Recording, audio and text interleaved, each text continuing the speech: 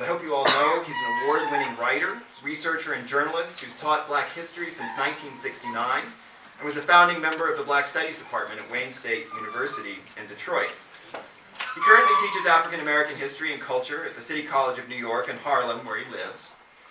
In 2013, he was inducted into the National Association of Black Journalists Hall of Fame, and he's also been inducted into the Literary Hall of Fame for the Writers of African Descent, and as a journalist into the Madison Square Garden Hall of Fame. So in other words, we have a very decorated, well-known intellectual with us this evening.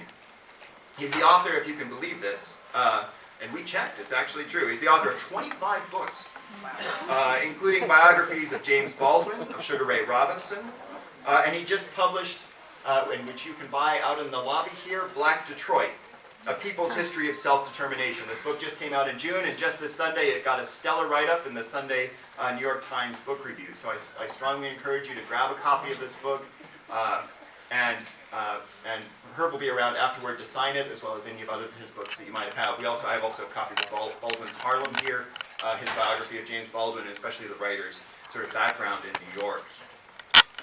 I was initially drawn to Mr. Boyd's work thanks to his biography of Baldwin. We're experimenting this year for the first time with having all of our first-year students in the Kendall College of Arts and Sciences read a single essay related to the Humanities Center theme.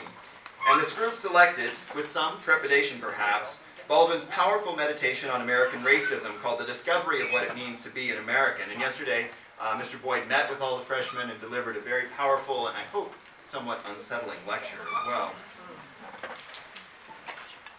And we invited Mr. Boyd to give this talk, and then I also asked him if he could give a public lecture as well on a topic of his choosing. To be honest, I wasn't sure we'd be able to get someone of this fame and caliber to come visit us here at TU, and especially on relatively short notice, but it turns out that his wife grew up in Taft, Oklahoma, and they still have family in Muskogee and Oklahoma City, some of whom are here with us tonight, so welcome. We're glad you all can be here. And we just found all kinds of other hidden family connections over a dinner that we just had tonight. So this is a writer who also has roots here in Tulsa. And so perhaps it shouldn't be a surprise that when I asked him to give a talk, he's offered a topic that you're all here to hear about, a new reflection on the 1921 Tulsa Race Riot, a race massacre. And as you can see, we've received overwhelming interest from the community for this event. So like you, I'm very eager to hear what this distinguished American intellectual will teach us about an event that profoundly deformed and continues to shape our sense of the past, present, and future of Tulsa. So please join me in welcoming Herb Boyd.